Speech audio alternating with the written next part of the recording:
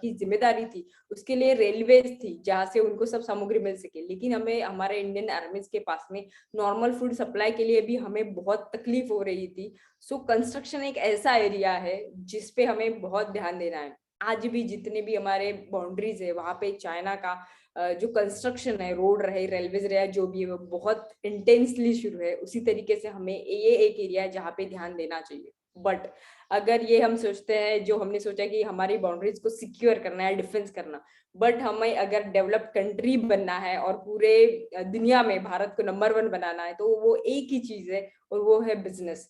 Business is the only thing जिसके behalf पे हम पूरे दुनिया में नंबर 1 बन सकते हैं। और अगर हम ये सोचते हैं कि एमसीएल, तो एमसीएल में जब हमारी स्थापना हुई थी, तो वो स्थापना हुई थी एमसीएल के कोर वैल्यू से, हम जो आज भी डेली पढ़ते हैं, दैट इज पैट्रियोटिज्म, जो ये कहता है कि it is not just emotion but ability to serve your fellow countryman. इसका मतलब ये है कि देशभक्ति सिर्फ एक भावना नहीं है, वो हर किसी की एक योग्यता की बात है, जिस योग्यता से वो अपने देश के लिए काम कर सके।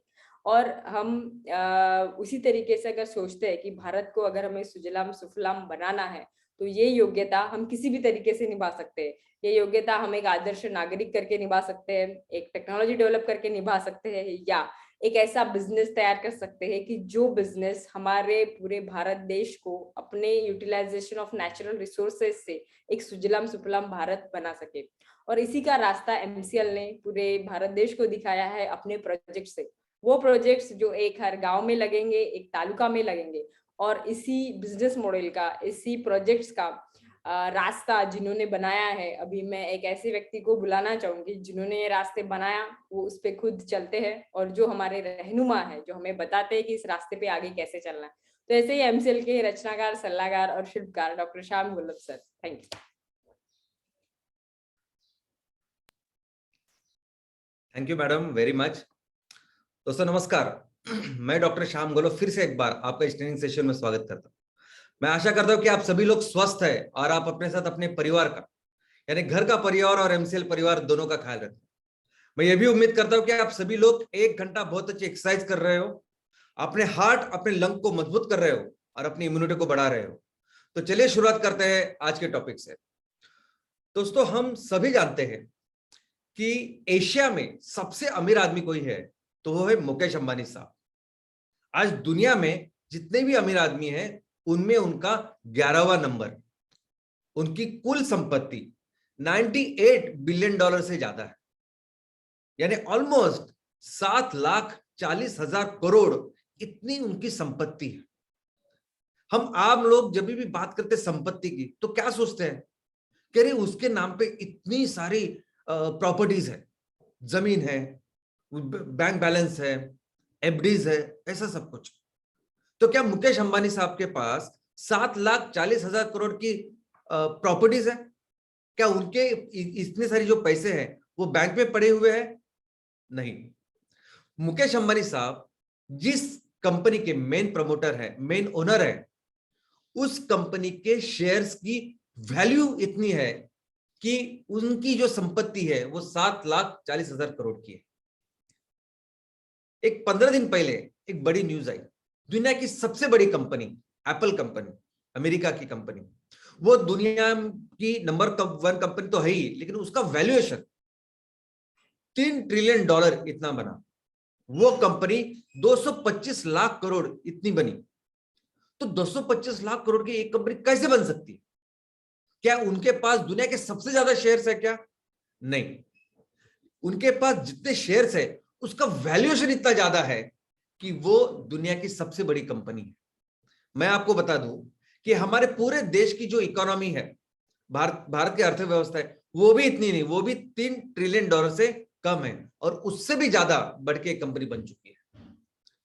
तो दोस्तों, चाहे वो आपकी कंपनी को बड़ा बनाना हो, चाहे आपकी संपत्ति को बड़ा बनाना है, तो कौन सी चीज है जो इसको बनाती है? और वो है कंपनी के शेयर्स और शेयर्स का वैल्यूएशन। और ये वैल्यूएशन समझना, ये शेयर्स को समझना बहुत बहुत बहुत जरूरी है। आपको क्या लगता है कि दुनिया का सबसे बड़ा करियर कौन सा है? अगर आप यहां अपने देश में, भारत में, अगर आईएएस ऑफिसर है, आईपीएस ऑफिसर है, क्या वो सबसे बड़ा करियर है? क्या आप यहां मंत्री भी है तो क्या वो दुनिया का सबसे बड़ा करियर है? तो नहीं। अगर आप यहाँ अपने देश में आईएएस ऑफिसर है, मंत्री है, कोई भी है, लेकिन अगर आप बाहर के देशों में जाओगे तो शायद वहां के लोग आपको पहचाने ना, आपको समझे ना कि आप कौन है कर। लेकिन अगर आप किसी ऐसी स्टार्टअप कंपनी के मालिक हो, प्रमोटर हो, जिसका वैल्यूएशन $1 बिलियन है, जिसका वैल्यूएशन 7,500 करोड़ है, तो ये दुनिया का सबसे बड़ा करियर है। अगर ये है तो दुनिया में जितनी इज्जत आपको मिलेगी वो सबसे ज्यादा रहेगी। दोस्तों, आपका टैलेंट, आपका सब कुछ इस पे निर्भर होता है कि आपने इस पे क्या करके दिखाया है। तो सबसे बड़ा करियर अगर दुनिया में कुछ है तो वो है $1 बिलियन कंपनी के मालिक, स्टार्टअप का मालिक। और इसी $1 बिलियन कंपनी को कहते हैं यूनिकॉर्न। दोस्तों, हर देश में ये ज्यादा से ज्यादा यूनिकॉर्न हो, इसलिए हर गवर्नमेंट काम करती है, बहुत सारी स्कीम्स निकालती है, बहुत सारी सपोर्ट मैकेनिज्म तैयार करती है, इकोसिस्टम तैयार करने की कोशिश करती है। हर देश को लगता है कि उनके देश में ज्यादा से ज्यादा ऐसी कंपनियां तैयार हो जो यूनिकॉर्न बने। क्यों? क्योंकि इस यूनियन कंपनी का बहुत बड़ा योगदान होता है अपनी अर्थव्यवस्था के ऊपर। जब एक कोई कंपनी आपके देश में यूनिकॉर्न बनती है तो उसके साथ कई सारी चीजें बनती है। एम्प्लॉयमेंट कितनी जनरेट होती है, कितने सारी कंपनी को वो प्रमोट करती है, इंस्पायर करती है, डायरेक्टली इनडायरेक्टली कितनी सारी कंपनी उसके ऊपर डिपेंडेंट होती है। और ऐसी बहुत सारी चीज है जिसके लिए मुझे स्पेशल सेशन लेना पड़ेगा कि स्टार्टअप कैसे अपने देश की इकोनॉमी को आगे लेके जाता है। तो दोस्तों, हर कोई देश इस स्टार्टअप को $1 बिलियन या यूनिकॉर्न बनाने में लगा हुआ होता है। और दुनिया में अगर आप देखोगे तो सबसे ज्यादा जो यूनिकॉर्न्स है वो अमेरिका में है, 487। उसके बाद चाइना में है 301 और तीसरे क्रमांक पे इंडिया है, भारत है 81 पे। ये यूनिकॉर्न इतने इंपॉर्टेंट है कि इस साल भारत ने पहली बार नेशनल स्टार्टअप डे करके एक दिन मनाया।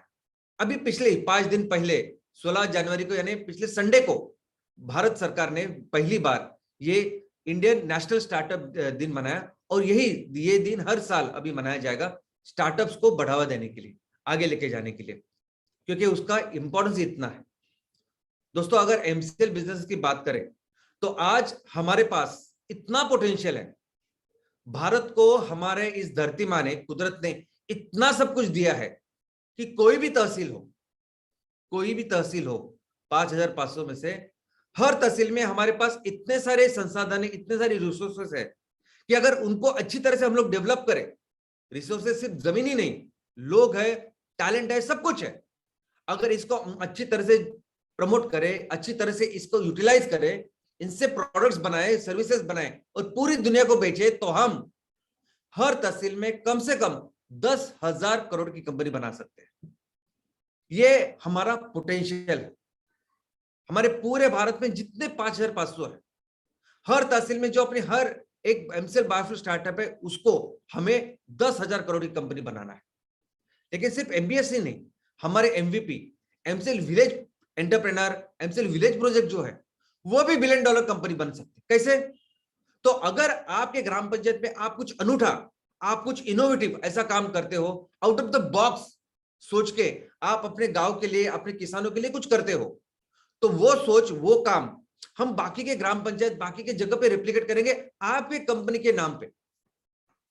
और फिर वो आपके एक ग्राम पंचायत लेवल की कंपनी भी वो पूरे इतने सारे प्रोजेक्ट्स के मल्टीप्लिकेशन की वजह से आपकी कंपनी भी यूनिकॉर्न बन सकती है। तो दोस्तों, ये सबसे इंपॉर्टेंट हमारा उद्देश्य है, ध्येय है हमारे इस पूरे एमसीएल परिवार में। मैं चाहता हूं कि आपके सभी की कंपनियां उस लेवल तक जाए, मैक्सिमम पोटेंशियल तक जाए। तो एक कैसे जाएगी, ये समझने के लिए एक्चुअली शेयर्स, ये कंपनी का शेयर्स क्या होता है, कैसे शेयर्स का वैल्यूएशन बढ़ता है, ये समझना जरूरी है हमें। मुझे पता है कि हमारे परिवार में बहुत अलग अलग बैकग्राउंड के लोग हैं। कोई आर्ट से है, साइंस से है, कोई वकील है, कोई डॉक्टर है, कोई बाकी की चीज। हम लोगों ने कभी भी शेयर्स के बारे में ज्यादा पढ़ा नहीं होगा, समझा नहीं होगा, वैल्यूएशन वगैरह चीज को कभी हाथ नहीं लगाया होगा। लेकिन आज मैं आपके साथ कुछ ऐसी इंफॉर्मेशन शेयर करना चाहता हूं कि जो इंफॉर्मेशन हमें याद रखना जरूरी है, कंपलसरी है। मुझे ऐसा लगता है कि ये होने के बाद आप प्लीज घर जाके आप जरा पढ़ाई कीजिए कि क्या ऐसे होता है। दूसरी, मैं बहुत सारी इंफॉर्मेशन आपको देके, बहुत सारा नॉलेज देके आपको कंफ्यूज नहीं करना चाहता। मैं आपको इस प्रेजेंटेशन में सिर्फ वही चीजें बताना चाहता हूं, समझाना चाहता हूं कि जो हमारे बिजनेस के रिलेटेड है और जो हमें कंपलसरी समझनी है। तो चलिए शुरुआत करते हैं। सबसे पहले कंपनी। दोस्तों कंपनी यानी क्या? तो कंपनी एक ऐसा संगठन है कि जो जिस संगठन का कुछ आर्थिक और सामाजिक उद्देश्य होता है, और उस आर्थिक सामाजिक उद्देश्य के लिए ये कुछ लोग इकट्ठा आते हैं, संगठन बनाते हैं और व्यापार करते हैं, उसे कंपनी कहते हैं। और ये जो कंपनी है, ये कंपनी एक लीगल एंटिटी है, और ये लीगल एंटिटी भारत, ये वहां की जो सरकार होती है, उस सरकार में मुद्रित, वो पंजीकृत या रजिस्टर्ड, नोंदणीकृत ऐसी होती है। तो हर कंपनी एक नोंदणीकृत संस्था है। और हमारे भारत में कोई भी कंपनी हो, किसी भी लेवल की कंपनी हो, हर कंपनी जहां पंजीकरण करती है, जहां रजिस्ट्रेशन करती है, उस डिपार्टमेंट का नाम है रजिस्टर ऑफ कंपनीज, यानी आरओसी। इसके अलावा जो कायदा है, जो कानून है, जिसके तहत सभी कंपनियां काम करती है, उसका नाम है इंडियन कंपनीज एक्ट 2013।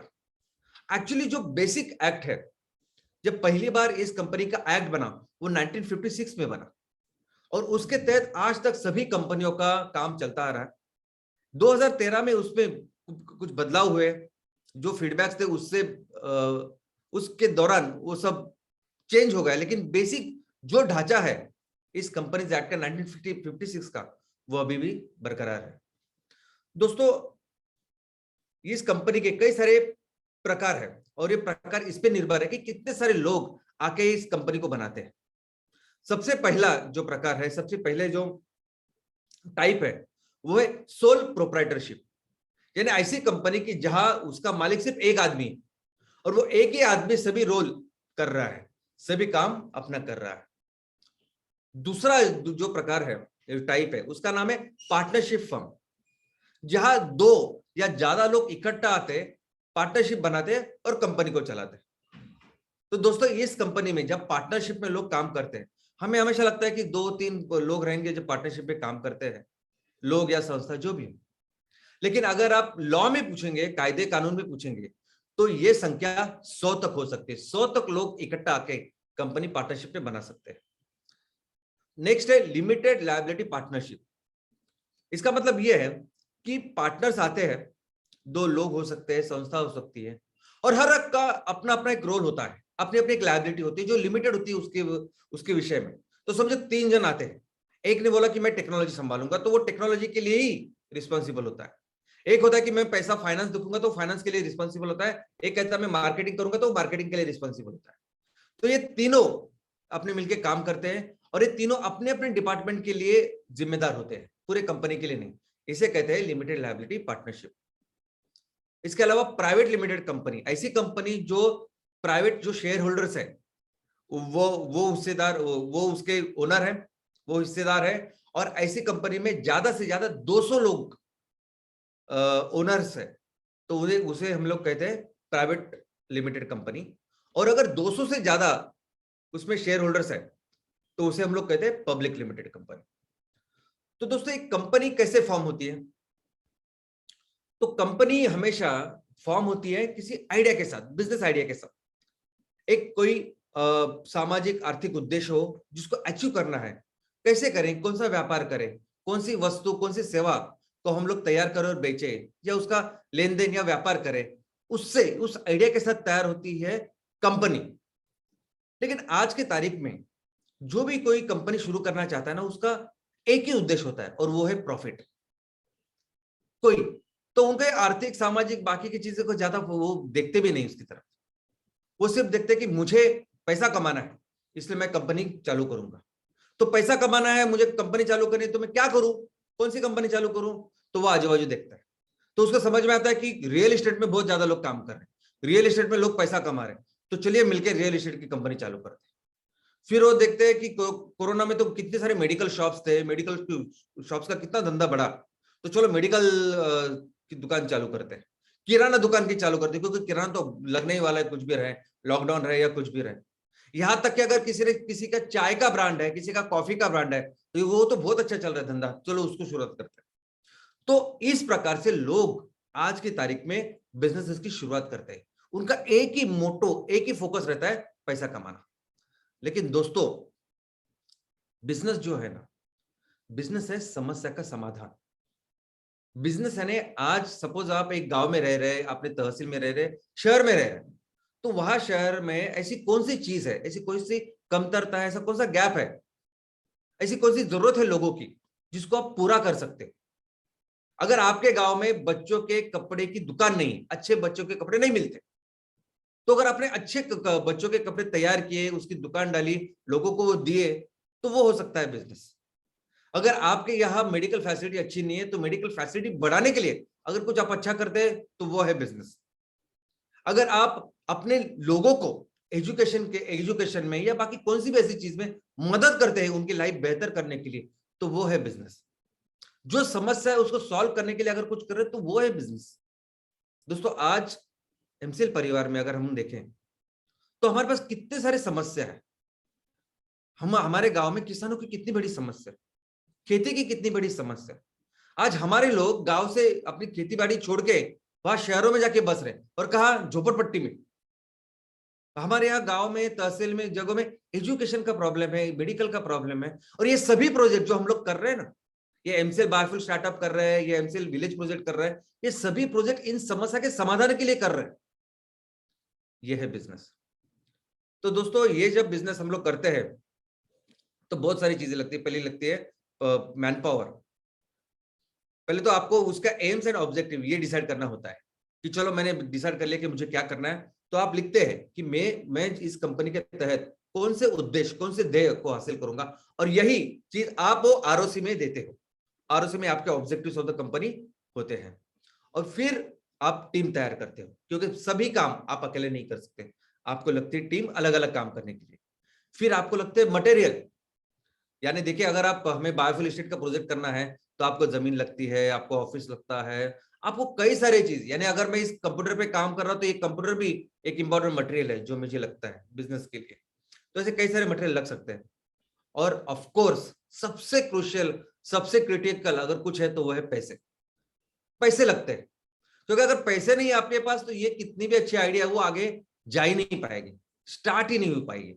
तो पैसे, और इसके अलावा ऑफ कोर्स बहुत सारी चीजें लगती है जो मैं अभी इसमें लेना नहीं चाहता, लेकिन उसमें टेक्नोलॉजी है, रॉ मटेरियल है, मार्केट है, बहुत बहुत सारी चीजें हैं जो डिटेल में पढ़नी पड़ती है किसी बिजनेस को स्टार्ट करने से पहले। दोस्तों, आज जिसके ऊपर हम लोग फोकस करने वाले इस टॉपिक का, वो है पैसे। तो कैसे कोई कंपनी पैसे जमा करती है वो देखते हैं। तो सबसे आसान या सबसे मोस्ट क्या बोलते हैं, फेमस तरीका हमारे सभी उद्योजकों के पास है, वो है कर्जा। सभी लोग पहले क्या करते हैं, कर्जे की तरफ जाते हैं कि मैं, ये बिजनेस है, ये मेरा बिजनेस प्लान है, तो एक डीपीआर तैयार करते हैं प्रॉपर कि मेरा ये प्रॉपर बिजनेस प्लान है, मुझे इसके लिए लोन चाहिए। और ये पूरा वो डीपीआर लेके, वो पेपर्स लेके वो जाते हैं बैंक के पास, किसी फाइनेंशियल इंस्टीट्यूशन के पास, और उनको बोलते हैं कि मुझे ये 10 करोड़ रुपए चाहिए। और वो जो बैंक में या इंस्टीट्यूशन में बैठा हुआ जो मैनेजर होता है, उसको कोई फर्क नहीं पड़ता कि आप अपने बिजनेस से क्या हासिल करने वाले, आप अपने बिजनेस से क्या सामाजिक आर्थिक उन्नति करने वाले, उसको ज्यादा फर्क नहीं पड़ता। वो सिर्फ इसके ऊपर फोकस रहता है उसका कि अगर मैंने आपको पैसा दिया और अगर आपकी कंपनी नहीं चली तो मैं अपना पैसे कैसे ले लूंगा। तो उसको क्या लगता है, कोलैटरल। उसको लगती है सिक्योरिटी। अगर आपको 10 करोड़ रुपए चाहिए तो 20 करोड़ की सिक्योरिटी आप लाके, अगर आपको 10 करोड़ रुपए चाहिए तो कम से कम 15 करोड़ की दो। तो कुछ प्रॉब्लम भी हुआ तो भी मैं ये प्रॉपर्टी बेच के अपने पैसे ले लूं, बस इसी हिसाब से वो लोग काम करते हैं। लेकिन दोस्तों, ये रास्ता बहुत बहुत बहुत गलत है। क्यों, मैं आपको बोलता हूं। अभी कोरोना में पिछले 1.5 सालों में हमने देखा, 1.5-2 साल में, कि कितने सारे कंपनियां, रेस्टोरेंट, बहुत सारे सेक्टर्स ये इफेक्ट हुआ लॉकडाउन की वजह से। बहुत सारे बिजनेस सेक्टर्स बंद थे। ये कोरोना खुलने के बाद, लॉकडाउन खुलने के बाद लगभग 30% से 40% होटल रेस्टोरेंट तो चालू भी नहीं हो पाए। कितने सारे मॉल्स में कितने सारे शोरूम्स हैं वो खुल नहीं पाए। उसका क्या कारण था? क्योंकि ये 1 साल में, 1.5 साल में जब आपका व्यापार बंद था, बिजनेस बंद था, सब कुछ बंद था, लेकिन बैंक का इंटरेस्ट चालू ही था। उनको कुछ फर्क नहीं पड़ता आप क्या कर रहे हैं, कौन सी प्रॉब्लम है आपके घर में, आपके व्यक्ति का जीवन में या आपके बाहर। उनका वो जो इंटरेस्ट है, उनका जो ईएमआई है, वो चुकाना ही पड़ता है। और ये व्यवस्था है, ये ना उस मैनेजर के हाथ में है, ना उस किसी ऑफिशियल के हाथ में, ये व्यवस्था है। और इसी की वजह से इतने सारे बिजनेसेस प्रॉब्लम में आते हैं, संकट में आते हैं। दोस्तों, दूसरा जो तरीका है जो लोन का नहीं, वो है कंट्रीब्यूशन। अगर कुछ पैसे चाहिए तो कंट्रीब्यूट करते हैं। तो सबसे पहले कौन आता है कंट्रीब्यूट करने अपना, वो अपना हिस्सा, वो तो of course the owner, the promoter, जिसके दिमाग से ये सब बिजनेसेस शुरू होते हैं, वो सब अपने अपनी पूंजी पहले उसको लगाता है। और दूसरे जो है वो है अदर देन प्रमोटर। यानी दो ही तरीके हो सकते हैं। अगर मुझे बिजनेस शुरू करना है, मुझे 10 करोड़ रुपए चाहिए, तो एक तो मैं अपने यहां से लेके आऊंगा, नहीं तो मैं जो प्रमोटर नहीं है बाकी के लोगों से लेके आऊंगा। और कौन सा उसका तरीका होता है, वो तरीका होता है शेयर्स। शेयर्स यानी हिस्सेदारी। तो आप मुझे पैसे दो, मैं आपको मेरी कंपनी में हिस्सेदारी दूंगा। बस इतने सिंपल प्रिंसिपल के साथ ये काम शुरू होता है। कितने सारे लोग आ सकते हैं आपकी कंपनी को पैसा देने, कंट्रीब्यूट करने, ये भी डिपेंड होता है कि कौन से टाइप की कंपनी है आपकी। यानी हमने देखा कि प्रोप्राइटरशिप में, एलएलपी में जितने सारे जो लोग रहते हैं, वो उतने कंट्रीब्यूट कर सकते हैं। लेकिन लिमिटेड कंपनी में अगर आप देखोगे तो प्राइवेट लिमिटेड कंपनी में 200 लोग शेयर होल्डर हो सकते हैं, 200 लोग आके आपको पैसा दे सकते हैं। और पब्लिक लिमिटेड कंपनी में 200 से भी ज्यादा लोग पैसे दे सकते हैं।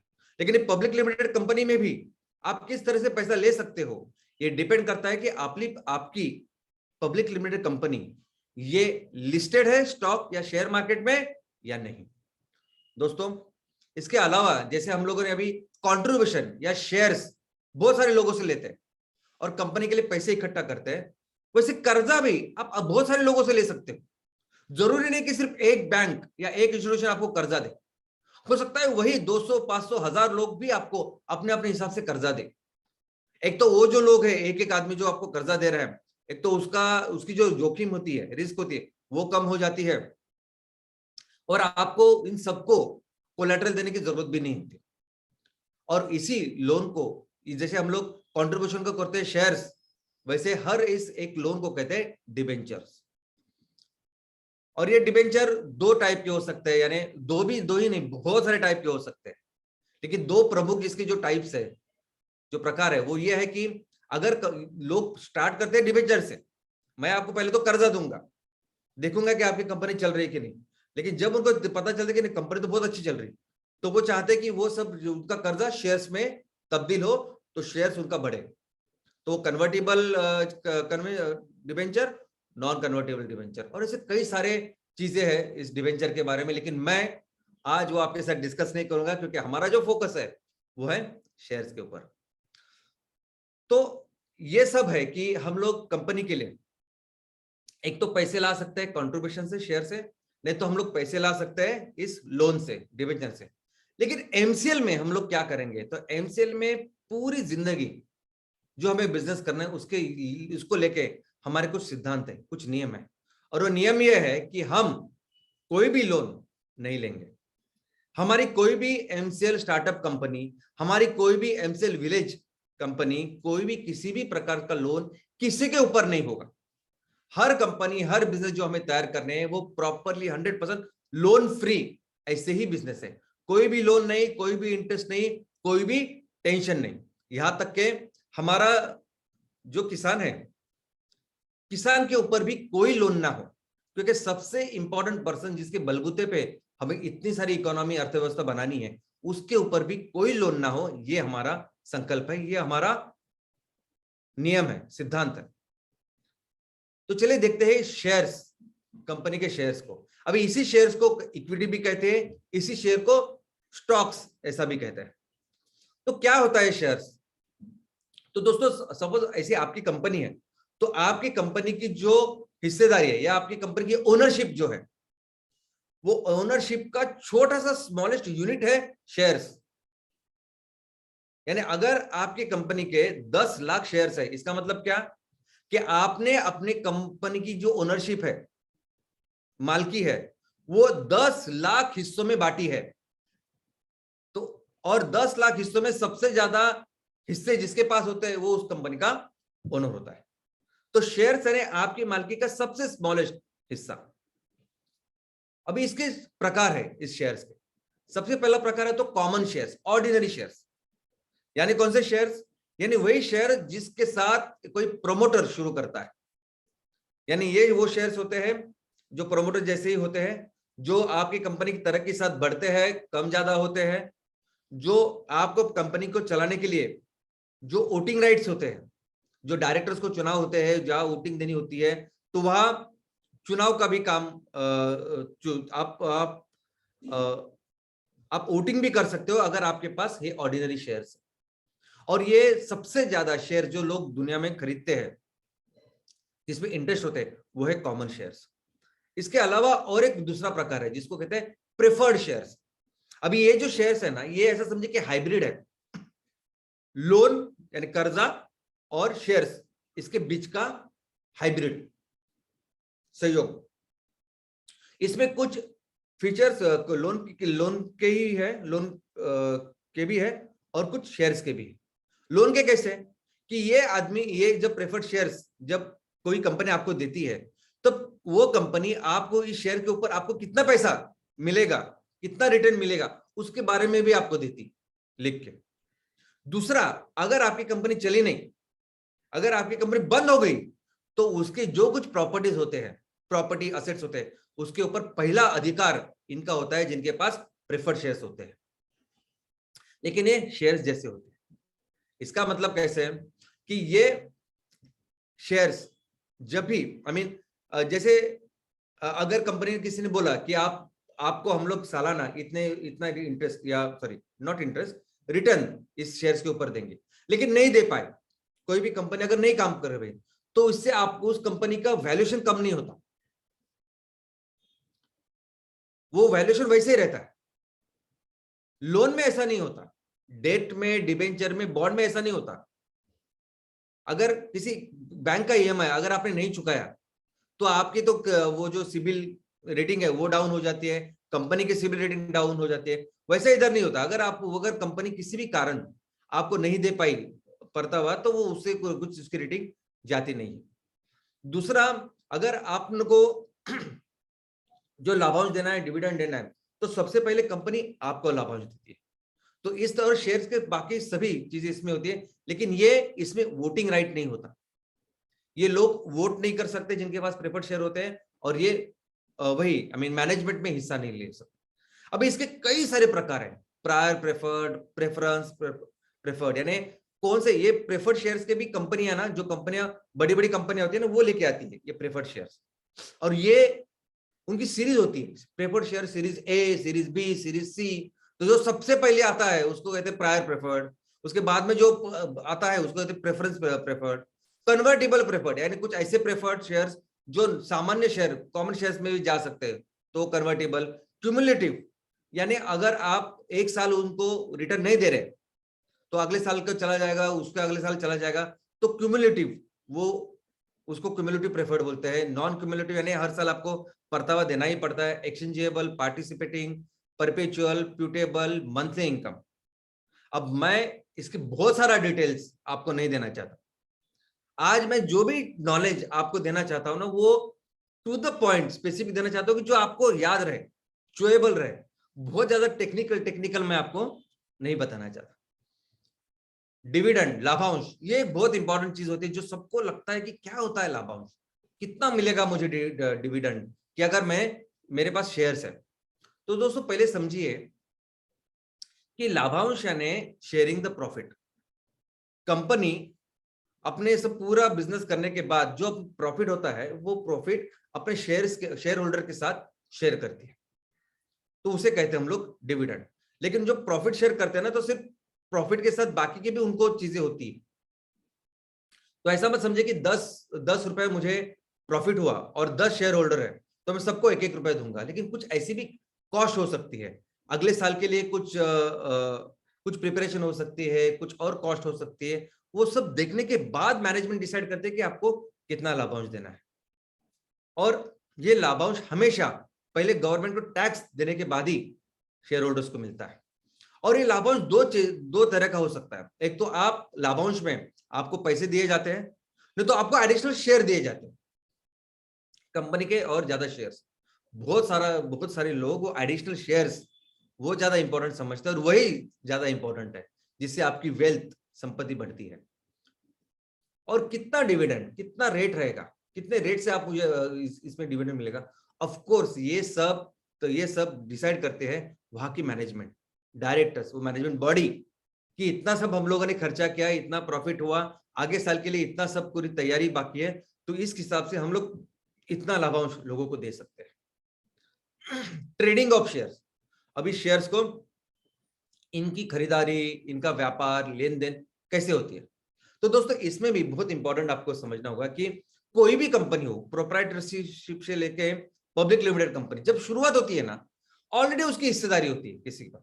ओके, अगर वो एक आदमी है तो पूरे शेयर्स उसके पास, पब्लिक लिमिटेड कंपनी है तो जो भी जितने भी लोग हैं उनके पास अपने अपने खुद के शेयर्स होते हैं। तो कोई भी कंपनी स्टार्ट होती है प्रमोटर्स के शेयर्स के साथ।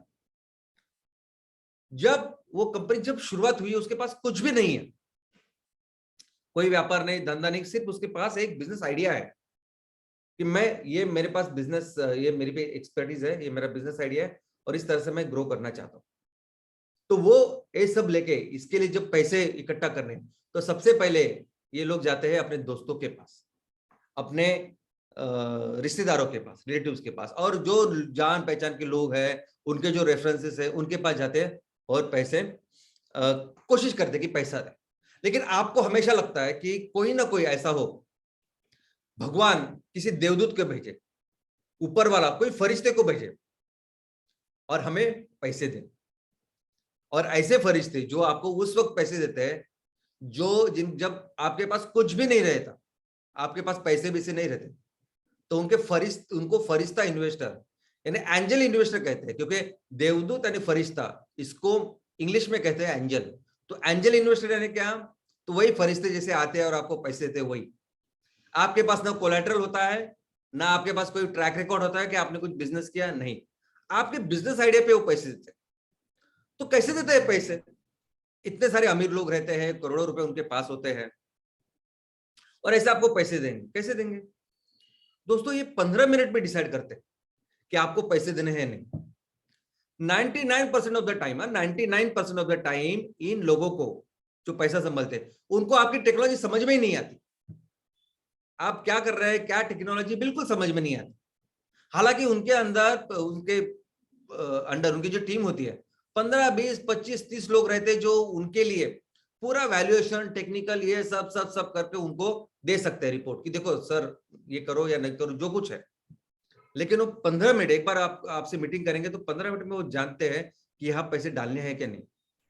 वो उस टेक्नोलॉजी पे, बिजनेस के ऊपर पैसा नहीं लगाते, वो पैसा लगाते हैं लोगों के ऊपर, वो पैसा लगाते हैं आपके नियत के ऊपर कि आप क्या करेंगे, आप कितने पैशनेट हो, कितनी मेहनत करोगे आप अपना ये जो सपना साकार करने के लिए। क्या करोगे आप मेरे पैसे के साथ? मेरे पैसे के साथ आप मस्ती करोगे, या मेरे पैसों को अच्छी तरह से यूटिलाइज करके उसको देश हित में या समाज हित में उसका उपयोग करोगे, कंपनी को बड़ा करोगे। बस इसी एक ही चीज के ऊपर लोग पैसा लगाते हैं। जब आपके पास कुछ नहीं होता, वो आपके ऊपर पैसा लगाते हैं। क्या बैकग्राउंड है, क्या क्या करते हैं आप, क्या पैशनेट, कितनी मेहनत से ये सब कर रहे हैं दोस्तों। इसके बाद जब आपने, एक दूसरी परिस्थिति हो सकती है कि आपने अपने कुछ पैसे थे यहाँ से वहां से इकट्ठा किए, और आपने एक छोटा सा डेमो प्रोजेक्ट शुरू किया, एक छोटा सा लैब प्रोजेक्ट शुरू किया, या छोटा सा ऐसा प्रूफ ऑफ कंसेप्ट, ऐसा कुछ प्रोजेक्ट शुरू किया और चलाया। और फिर अभी आपको लगता है कि ये छोटा जो डेमो प्रोजेक्ट है, इसको अभी मैं बहुत बड़ा करूंगा, बहुत बड़ी कंपनी का निर्माण करूंगा। तो ये जो आइडिया है, ये आइडिया को बड़ा करने के लिए जिन लोगों के पास आप जाते हैं, जो लोग आपको पैसा देते हैं, उनका नाम है वेंचर कैपिटलिस्ट। ये लोग यानी संस्था होती है, ये लोग आपके तरफ देखते हैं, आपकी इस बिजनेस आइडिया को देखते हैं। पहले तो देखते हैं कि मार्केट है क्या इसको, जो आप काम कर रहे हो।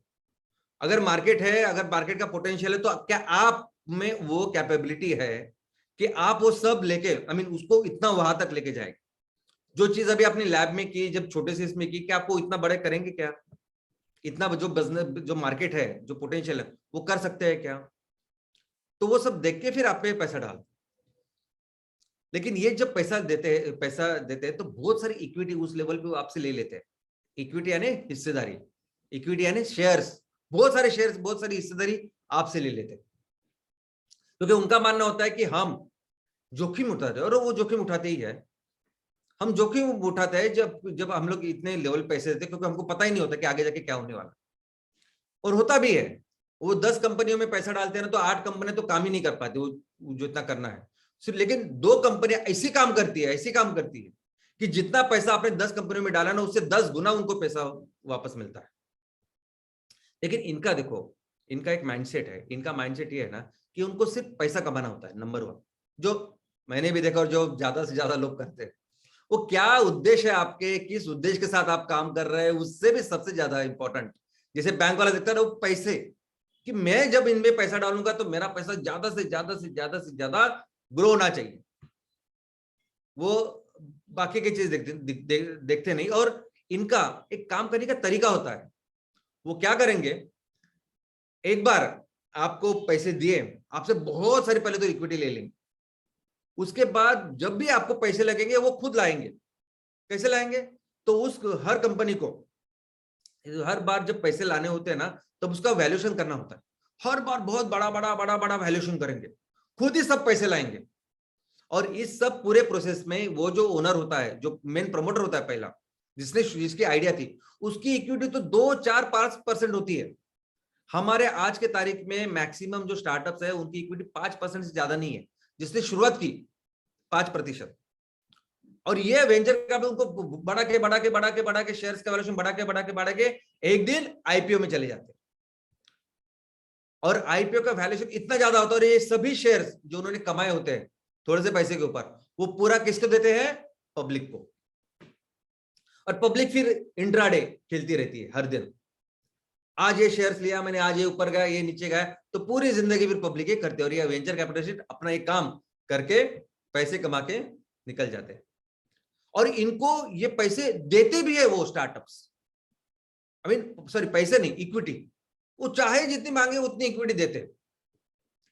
आज हमारे इंडियन स्टार्टअप्स में आपको बोलता हूं, हमारे जो इकोसिस्टम की क्या मेंटालिटी मैं आपको बताता हूं। जो लोग हमारे यहां स्टार्टअप शुरू करते हैं ना, देखो सभी नहीं है, अच्छे लोग भी है, लेकिन मैक्सिमम लोग आज की तारीख में क्या करते हैं मैं आपको बताता हूं। जैसे मैंने बताया ना आपको, चाय की दुकान, मेडिकल की दुकान, हम लोग कैसे बिजनेस करते हैं शुरुआत, प्रॉफिट करना चाहिए, वैसे सेम मेंटालिटी के साथ हमारे यहाँ स्टार्टअप पैदा होते हैं। उनका एक ही उद्देश्य होता है, एक ही लक्ष्य होता है कि मुझे पैसा कमाना है, बस। अभी मैं भारत में हूं, तो भारत में इतना बड़ा मार्केट तो है ही, तो ऐसी कौन सी चीज है कि जो मार्केट में आप तैयार करोगे और आपको पैसा मिलेगा। तो फिर वो कहां देखते हैं, वो देखते हैं अमेरिका में। अमेरिका में क्या चल रहा है, वो कहां देखते हैं, चाइना में। चाइना में क्या चल रहा है, जापान में क्या चल रहा है, यूरोप में क्या चल रहा है। तो वैसी सेम मैं अपना एक बिजनेस प्लान बनाता और उनका एक ही चीज लेके दिमाग में लेके वो चालू करते हो बिजनेस प्लान, कि एक दिन ये कंपनी जो मैं चालू कर रहा हूं ना, एक दिन मुझे कंपनी बेच के बहुत सारा पैसा कमाना। अभी मैं कितने सारे एग्जांपल आपको दूं कि जिसमें ऐसा है। अभी फ्लिपकार्ट के जो ये 2 बंजल्स है, जो दोस्त है, इन्होंने कंपनी शुरुआत की। ये तो दोनों अमेज़न के लिए काम करते थे, तो अमेज़न का सेम बिजनेस मॉडल उन्होंने यहां शुरुआत की, ओके, सेम, और अपना बिजनेस का चालू किया। और आज की तारीख में उन्होंने 100% वो जो बिजनेस है ना, वो वॉलमार्ट को बेच के, ये दोनों के पास हर एक के 6-6 हजार करोड़ है। 6,000 करोड़ क्या चाहिए जिंदगी में आपको।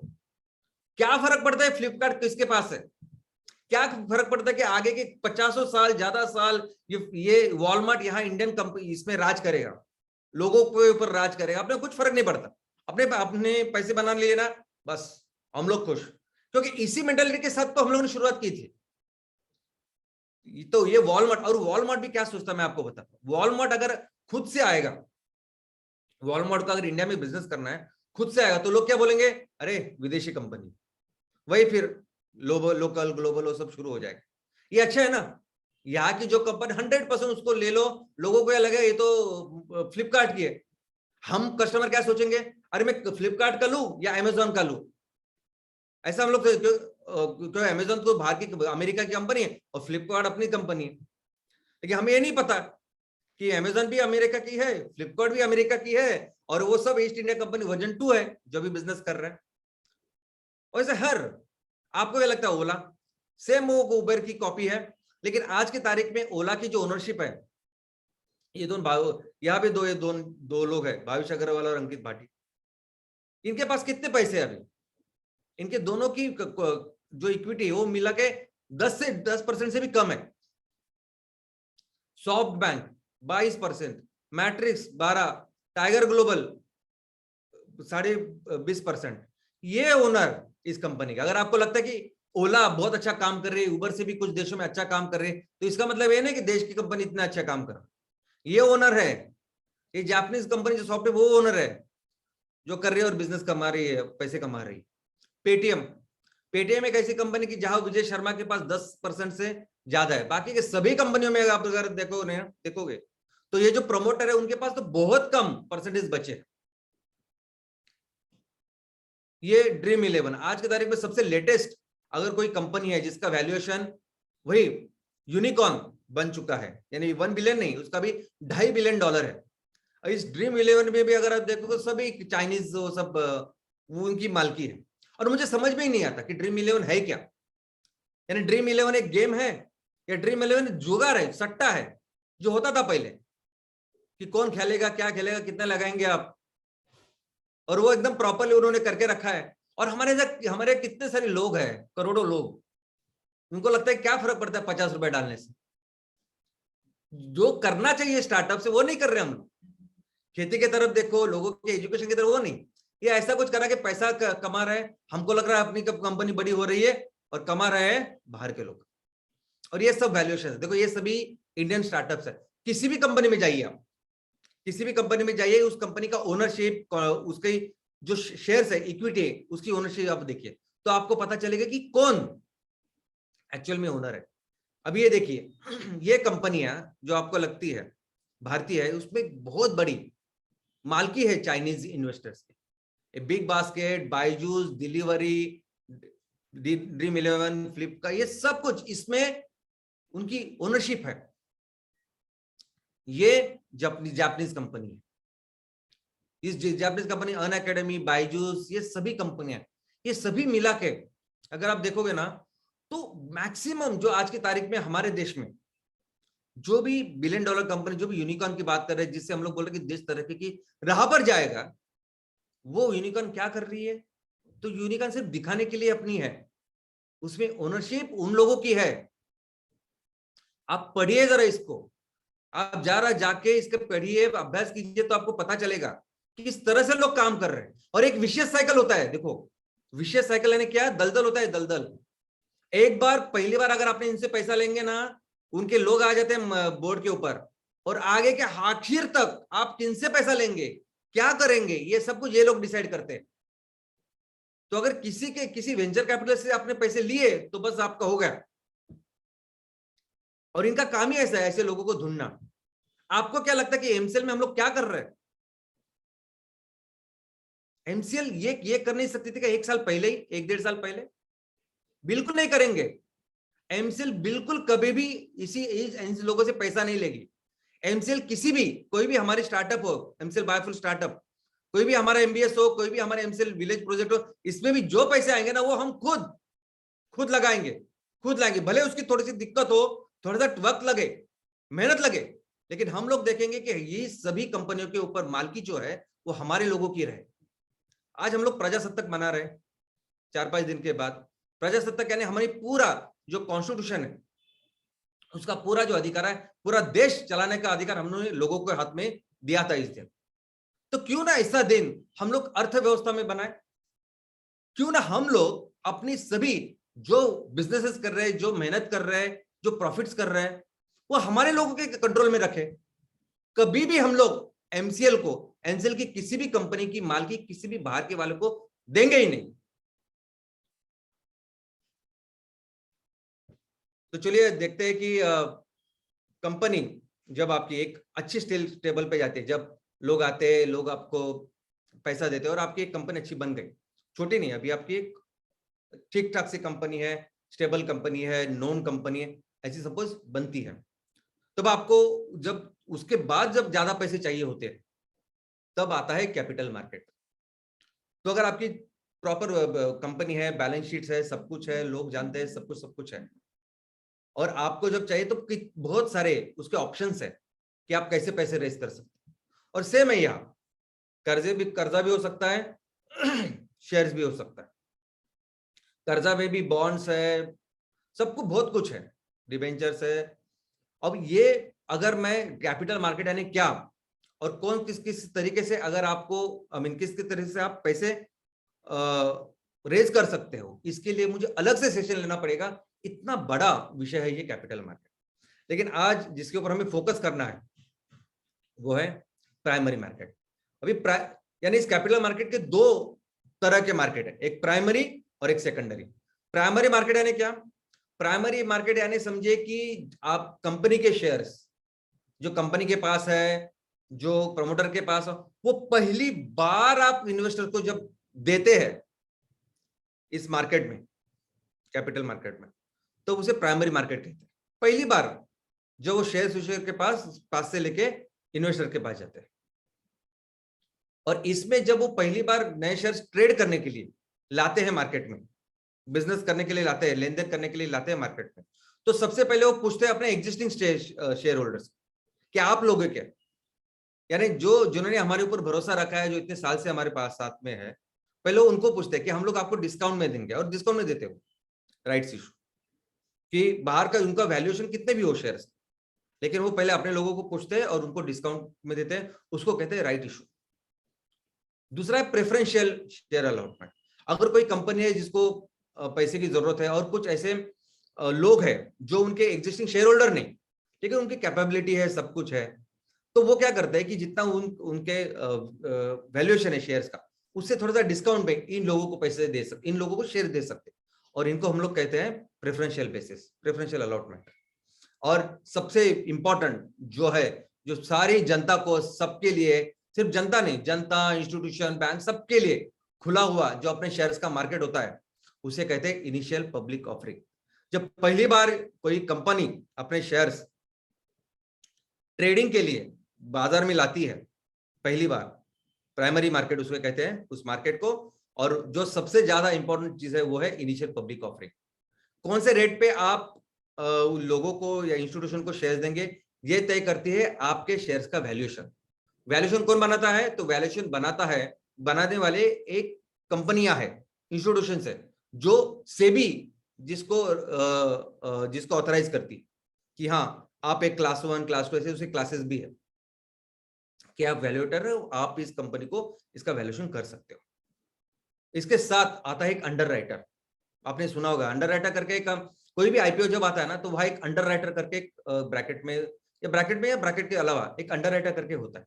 अंडर राइटर हमेशा एक बैंक या इन्वेस्टमेंट बैंकर होती है, एक इंस्टीट्यूशन होती है, वो कंपनी को ये भरोसा दिलाते हैं कि अगर आपके ये शेयर्स मार्केट में सपोज जितने चाहिए आपको, अगर आपको 10 लाख शेयर्स बेचने, आप नहीं बेच पाए तो हम लोग खरीदेंगे, अगर वो कम किसी पैसे से जा रहे तो हम लोग खरीदेंगे। तो आपकी गारंटी लेके एक अंडर राइटर आपके साथ आईपीओ में आता है। दूसरा, इस आईपीओ के साथ आप तैयार करते हैं एक प्रोस्पेक्टस। तो प्रोस्पेक्टस यानी क्या? तो ऐसा समझे कि जब आपको ये शेयर्स देने हैं लोगों को, तो आप एक ब्रोशर तैयार करते हैं, जैसे हम लोग करते हैं ब्रोशर। आपकी कंपनी क्या है, कब से चालू हुई, आपकी कंपनी की क्या क्या इतने सालों में आपने क्या क्या किया, क्या आपके नंबर्स है, क्या प्रॉफिट्स है, आगे वाले दिनों में आप क्या करने वाले हैं, कौन लोग हैं जो की पर्सन है जो इसको मैनेज करते हैं, ये पूरी जो इंफॉर्मेशन जिस बुकलेट में या जिस ब्रोशर में रहती है उसे कहते हैं प्रोस्पेक्टस। अब ये हुआ सेकंड प्राइमरी मार्केट। दूसरा टाइप का मार्केट है सेकेंडरी मार्केट। सेकेंडरी मार्केट यानी क्या? तो सेकेंडरी मार्केट यानी वह एक बार कंपनी ने अपने शेयर्स लोगों में दिए, इस मार्केट में दिए, तो एक दूसरे के साथ जो हम लोग व्यवहार करते हैं ना, वही इंट्राडे वाला, एक इन्वेस्टर के साथ दूसरा इन्वेस्टर, दूसरे के तीसरे, जो चलता है हर दिन। आईपीओ का वगैरह कैसा होता है कि आप एक कोई पर्टिकुलर दिन में वो आईपीओ लॉन्च करते, ओके। लेकिन सेकेंडरी मार्केट में एक बार वो चला गया तो उसके बाद आप हर दिन कितने भी शेयर्स, ऐसा सब वो चलता रहता है। अभी हमारे ये जो सभी मार्केट है जिसमें शेयर की लेन देन होती है, इसे कहते हैं स्टॉक मार्केट, नहीं तो शेयर मार्केट। अभी कैसे हमारे गांव में, शहर में कैसा होता है, कपड़ा मार्केट होता है, सब कपड़े की दुकानें होती हैं। सोने का मार्केट रहता है, ज्वेलरी का मार्केट, सब ज्वेलरी की दुकान रहता है। कोई ऐसा ऐसा होता है कि जब भाजीपाला, आई मीन मंडी मंडी होती है, जिससे जहां से सब्जियां वगैरह सब कुछ मिलता है। वैसे ही जहां शेयर्स, सिर्फ शेयर्स का धंधा होता है, बिजनेस होता है, लेन देन होता है, उसे कहते हैं शेयर मार्केट या स्टॉक मार्केट। हमारे यहां सबसे पहले, यानी इस शेयर मार्केट में अगर आप देखोगे ना, दो टाइप के शेयर मार्केट पहले पहले हुआ करते थे। एक नेशनल लेवल के शेयर मार्केट और दूसरे रीजनल, जो स्थानिक लेवल के शेयर मार्केट होते। लेकिन जब से टेक्नोलॉजी अभी इतनी बेहतर बन गई है, सभी शेयर अभी डीमोनेटाइज हो गए, यानी शेयर्स को अभी फिजिकल लेवल में है नहीं। वो शेयर्स अभी आप कहीं भी भारत के किसी भी कोने पे बैठ के आप किसी भी कंपनी का शेयर्स ले सकते हो, दे सकते हो, सब डीमोनेटाइज है, डिजिटल है। तो तब से फिर अभी कुछ प्रमुख जो शेयर मार्केट है जो भी काम कर रहे हैं, उनके बारे में मैं बताऊंगा आपको। लेकिन सबसे पुराना, वन ऑफ द पुराना मैं बोल सकता हूं, और सबसे बड़ा शेयर मार्केट अगर भारत में कोई है तो वह है बॉम्बे स्टॉक एक्सचेंज। वह है बीएसई, जो मुंबई में है। 1875 से लेके ये है, लगभग 5500 कंपनियों से ज्यादा कंपनियां इसमें लिस्टेड है। ये शेयर मार्केट की शुरुआत बहुत पहले 1875 में बनियन टेक पेड़ के नीचे हुई थी। वह एक टाउन हॉल है साउथ बॉम्बे में, एंड में। तो वहां एक पेड़ के नीचे सभी व्यापारी लोग आते थे और धंधा करते थे। और जैसे जैसे फिर वो बढ़ने लगा विस्तार, तो फिर उन्होंने अपना वो कारोबार शिफ्ट किया एक बिल्डिंग में, और तब फिर बॉम्बे स्टॉक एक्सचेंज वगैरह उसकी शुरुआत हो गई। दूसरा सबसे इंपॉर्टेंट है वो है नेशनल स्टॉक एक्सचेंज। क्योंकि बॉम्बे स्टॉक एक्सचेंज में कैसे हुआ कि कुछ लोग इतने स्ट्रांग बन गए जो कुछ मैनिपुलेशन भी करने लगे। मैनिपुलेशन यानी आप समझ सकते, थोड़ा सा इधर उधर करने लगे। तो फिर गवर्नमेंट ने सोचा कि इस पूरे जो खरीदारी है, जो बिजनेस है, उसमें एकदम ट्रांसपेरेंसी आनी चाहिए। इसलिए 1992 में भारत ने नेशनल स्टॉक एक्सचेंज, गवर्नमेंट ने नेशनल स्टॉक एक्सचेंज करके दूसरा ऐसा एक्सचेंज शुरू किया जो 100% डिजिटल था, 100% ट्रांसपेरेंट था। और एक व्यवहार होने के लिए कुछ सेकंड लगते थे, या एक सेकंड में 200-300 ऐसे व्यवहार हो सकते। इतना फास्ट अभी ये एक्सचेंज बन चुका है। 1900 से भी ज्यादा कंपनी इस पे लिस्टेड है। तीसरा जो अभी शुरुआत हुई है 2017 में, वो है इंडिया इंटरनेशनल एक्सचेंज, जो अहमदाबाद में है। यहाँ इंटरनेशनली कोई भी आदमी भारत की किसी भी कंपनी से शेयर का लेन देन कर सकता है। अभी भारत में ऐसा है कि अगर हमारे यहाँ भी दिन है तो अमेरिका में रात है। तो ये ऐसा एक्सचेंज है कि जो 24 घंटों में से 22 घंटे शुरुआत होती चालू रहता ही है, यानी आप कभी भी इसे ट्रेडिंग कर सकते हो। अगला है multi commodity exchange of India. 2003 में minister of finance, government of India, सभी जो एक्सचेंज है वो 100% मिनिस्टर ऑफ फाइनेंस के है, गवर्नमेंट ऑफ इंडिया के है। ये मैक्सिमम नॉन फेरस मेटल्स, यानी सोना, चांदी, बाकी एनर्जी, ये सभी जो कमोडिटीज है उसके साथ काम करते हैं। इसके अलावा national commodity and derivative exchange है। यहाँ भी सभी अलग अलग कमोडिटीज, सभी जो ग्राहकों को जो चीजें लगती है वो, एंड एग्रीकल्चर। आजकल एग्रीकल्चर की भी बहुत सारी चीजें हैं जो कमोडिटीज है वो इस पे लिस्ट होती है। तो आज कांदा का भाव इतना है, इसका भाव इतना है, ये सब इस पे चलता रहता है। इंडियन कमोडिटी एक्सचेंज लिमिटेड, ये भी सेम कमोडिटी में काम करती है, मुंबई में स्थित है। इसके अलावा है एक metropolitan stock exchange of India. इसमें क्या होता है कि इसमें जो फाइनेंशियल इंस्टीट्यूशंस है, बैंक है, बाकी एनबीएफसी है, जो पैसा देती है और पैसे में फिर लोन का व्यवहार, शेयर, ये सब कुछ होती है ना, वो सब यहाँ ट्रेड होती है उनके शेयर्स। और वो एक्स एमएससी करके नाम से जाना जाता है, और वो भी मुंबई में है। इसके अलावा कोई बहुत सारे ओल्ड स्टॉक एक्सचेंजेस है जो अभी काम नहीं करते, लेकिन वो बहुत इंपॉर्टेंट है। जैसे कलकत्ता स्टॉक एक्सचेंज। अब ये कलकत्ता स्टॉक एक्सचेंज आपको सुनकर ताज्जुब होगा, ये बॉम्बे स्टॉक एक्सचेंज से भी बहुत पहले का है, बॉम्बे से पहले। यानी आपने सुना, अगर आपको मालूम होगा तो भारत की ब्रिटिश लोगों की पहली राजधानी पहले मुंबई नहीं थी, वो पहली थी ये कलकत्ता। तो एक कलकत्ता भी स्टॉक एक्सचेंज बहुत अच्छा, बहुत बड़ा हुआ करता था, लेकिन अभी फिर से उसके ऑपरेशन बहुत कम हो चुके हैं और ऑलमोस्ट अभी सेबी ने उनको कहा है कि आप बंद कीजिए, लेकिन वो अभी तक बंद नहीं हुआ, डॉर्मेंट है, लेकिन कोई भी व्यवहार बिजनेस इसमें नहीं हो रहा है। अहमदाबाद बंद हो चुका है। अहमदाबाद भी बॉम्बे के बाद दूसरे स्थान पे सबसे पुराना ऐसा स्टॉक एक्सचेंज है। दिल्ली स्टॉक एक्सचेंज जो 1947 में चालू हुआ, लेकिन अभी बंद है। गुवाहाटी स्टॉक एक्सचेंज जो आसाम का है, 1983 में चालू हुआ, वो भी एक था regional. Madhya Pradesh stock exchange जो एक रीजनल स्टॉक एक्सचेंज था। पुणे स्टॉक एक्सचेंज जो पुणे के और उस एरिया में काम करते थे। मैंगलोर स्टॉक एक्सचेंज ये भी एक stock exchange, regional stock exchange था। वडोदरा स्टॉक एक्सचेंज जो एक रीजनल स्टॉक एक्सचेंज था। उत्तर प्रदेश स्टॉक एक्सचेंज जो उत्तर प्रदेश में था। बैंगलोर स्टॉक एक्सचेंज जो बैंगलोर में था। मद्रास स्टॉक एक्सचेंज जो मद्रास में था। कोचिन स्टॉक एक्सचेंज जो केरला में था। तो ऐसे कई सारे स्टॉक एक्सचेंज जो तब होते थे जब रीजनल आपको डॉक्यूमेंट्स दो, आपको शेयर्स दो, फिजिकली दो, सब कुछ दो, उन दिनों की सब बात है। अब ये सभी कुछ सिमट के आ गया है, यही जो मैंने बताया उसी 5-6 स्टॉक एक्सचेंज पर। पूरे दुनिया में दोस्तों जो स्टॉक एक्सचेंज, जो ये स्टॉक का जो कारोबार है पूरी दुनिया का, इसमें हर, जैसे हमने देखे कि हमारे यहाँ नेशनल स्टॉक एक्सचेंज है, कुछ इंटरनेशनल भी, नेशनल है, इंटरनेशनल है और रीजनल है, वैसे हर देश में अपने अपने स्टॉक एक्सचेंज है। लेकिन सबसे ज्यादा बिजनेस अगर किसमें होता है तो ऐसे स्टॉक एक्सचेंज जो है वो सब नंबर 1 है अमेरिका में, दूसरा है चाइना, जापान, बाद में फ्रांस और बाद में इंडिया का नंबर आता है। तो ऐसे, लेकिन अभी इंडिया का जो कारोबार है बिजनेस वो थोड़ा अभी बढ़ रहा है और हमें पता है कि पूरी जो दुनिया की इकोनॉमी है उस इकोनॉमी में अपना हिस्सा 3% है।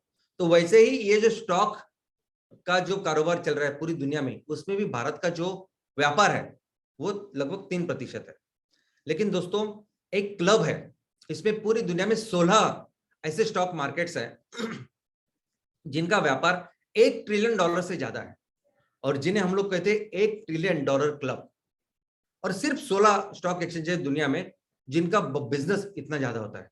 और आपको सुन के ताजुब होगा, लेकिन हमारे देश के ये सबसे इंपॉर्टेंट 2 स्टॉक एक्सचेंज जो है, बॉम्बे स्टॉक एक्सचेंज और नेशनल स्टॉक एक्सचेंज, बीएसई और एनएसई, ये दोनों उस $1 ट्रिलियन में शामिल है, क्लब में शामिल है।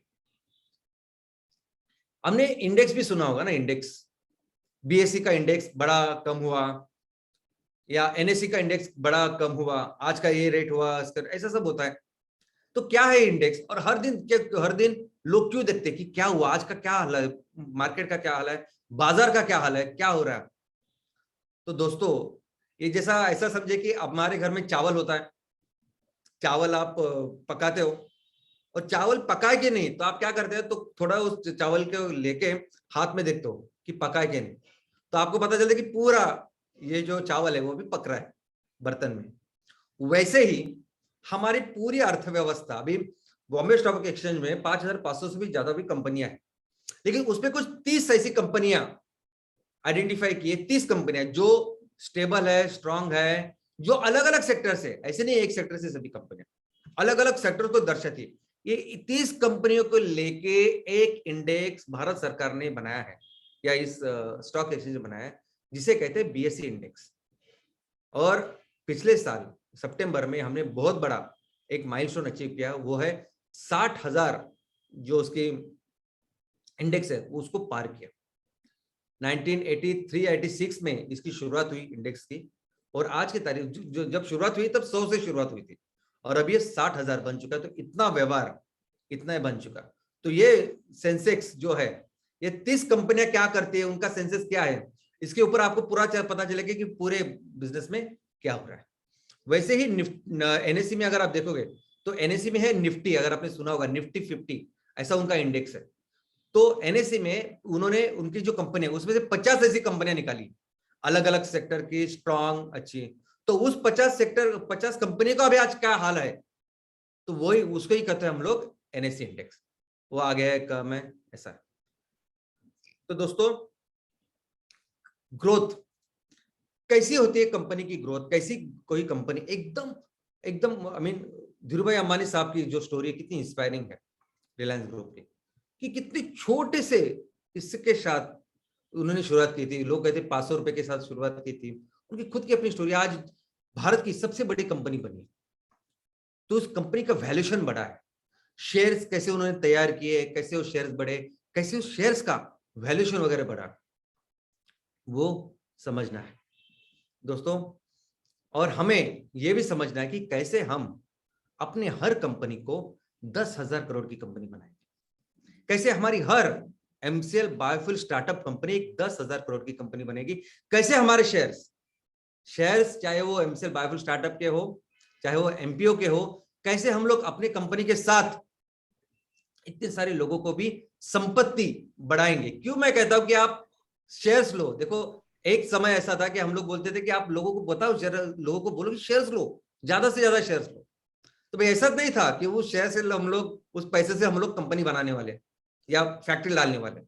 लेकिन ऐसा होगा कि जब एक कंपनी ग्रो करेगी तो उसके साथ ऐसे बहुत सारे लोग हो सकते हैं जो करेंगे कुछ नहीं, वो सिर्फ इसलिए अमीर बनेंगे कि हमारे शेयर्स उनके पास है।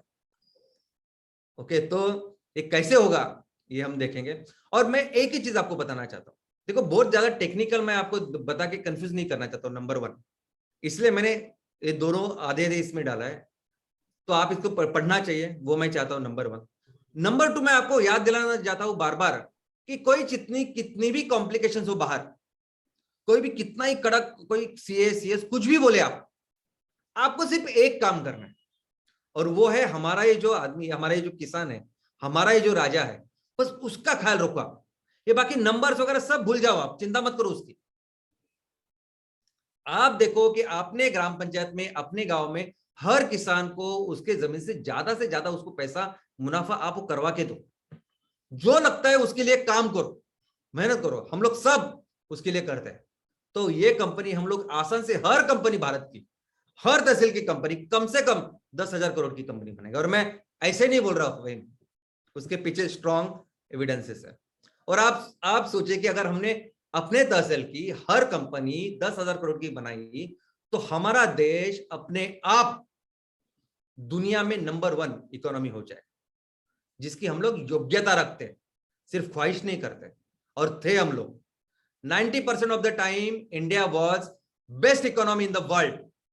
दुनिया का 30 से 40% जीडीपी उत्पन्न हम तैयार करते थे, हम भारतीय तैयार करते थे। अब भूलिएगा मतलब, और फिर से कर सकते हैं हम लोग जब हम लोग हमारे इस किसान का ख्याल रखेंगे। तो चलिए मिलते हैं अगले शुक्रवार फिर से, और जानते हैं कि कैसे हम अपनी कंपनियों को 10,000 करोड़ की कंपनी बनाएंगे, हर कंपनी को हम लोग यूनिकॉर्न कंपनी बनाएंगे। धन्यवाद, थैंक यू।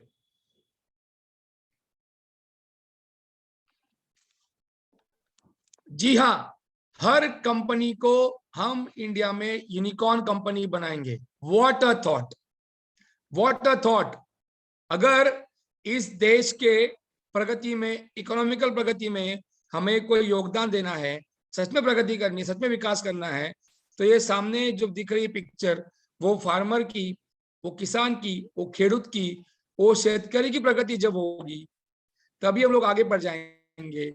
और उसके लिए हमारे एमबीएस और एमपीओ की वैल्यूएशन ये बहुत बड़ी होगी, और हर एमबीएस 10,000 करोड़ की कंपनी बनेगी। What a thought. Thank you Shyam sir, and good morning MCL. और एक फ्राइडे और एक शुक्रवार, और श्याम सर की तरफ से एक विचार जो शायद आपके दिलो दिमाग को झंझोड़ के रख दिया होगा। जी हाँ, इकोनॉमी की बात करना, आर्थिक आजादी की बात करना और सिर्फ बात करना ये अलग बात है, और उस तरह के लिए आम आदमी से लेकर पूरी व्यवस्था पे असर डालने वाली सच में एक आर्थिक बिजनेस मॉडल की नींव रखना, ये एमसीएल है। और ये एमसीएल आपकी है। आज श्याम सर ने बताया कि कैसे हम हमारे तहसील में, हमारे गांव में एमबीपी के माध्यम से हो, एमपीओ के माध्यम से हो, ये जो हमारी शेयर की कॉन्सेप्ट है, ये कितनी हमको बहुत बड़ी इकोनॉमी को देने वाली है। Thank you very much Shyam sir. Yes, हम अगले शुक्रवार का इंतजार करेंगे जब हम जानेंगे कि आपसे कि 10,000 करोड़ की कंपनी हर तालुका में कैसी बनेगी। Thank you very much, thanks again and yes thank you very much Prachi madam कि आज आपने जो इंडियन आर्मी की गौरव गाथा की कहानी सुनाई है। तो हम आपसे वादा करते हैं कि आने वाले समय में हमारे हर एमसीएल परिवार का इंसान ये एमसीएल आर्मी बनेगा और ये एमसीएल आर्मी अपने गांव के प्रति, तालुका के प्रति, जिला के प्रति वफादार होगी और एक बहुत बड़ी क्रांति हम लाएंगे। Thank you very much Shyam sir, thank you very much Prachi madam and yes thank you very much all the BDS, prime BDS and all our stakeholder farmers and all the well-wisher channel partners। जी हाँ, आपका विश्वास ही हमारी पूंजी है जिसके बिना पर MCL grow हो रहा है। तो यस, मैं आखिर में कहना चाहूंगा, ये सब सुन के मैं बार बार ये मेरा वाक्य जो है वो मुझे याद आता है और उपम हो जाता है कि आपको इस देश की मिट्टी का वास्ता है और एमसीएल ही सुजलाम सुफलाम भारत का रास्ता है। Thank you very much. Take care.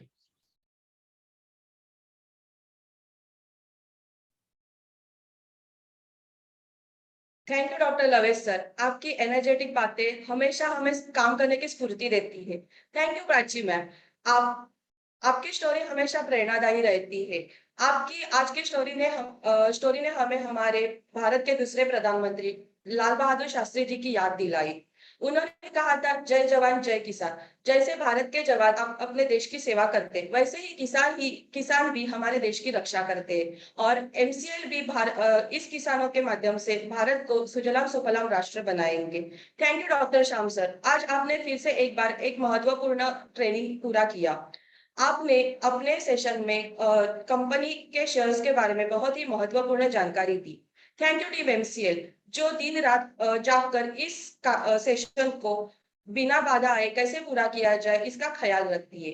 और एक शख्स को मैं अगर धन्यवाद नहीं कहूंगी तो ये सेशन पूरा अधूरा रह जाएगा और वो शख्स है आपको मैं तहे दिल से धन्यवाद कहूंगी और आप आए, इस वेबिनार की शोभा बढ़ाई।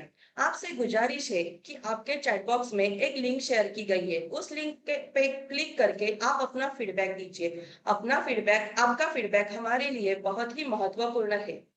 आप सभी से रिक्वेस्ट करूंगी कि आप सभी अपने सेहत का ख्याल रखिए, स्वस्थ रहिए, खुश रहिए।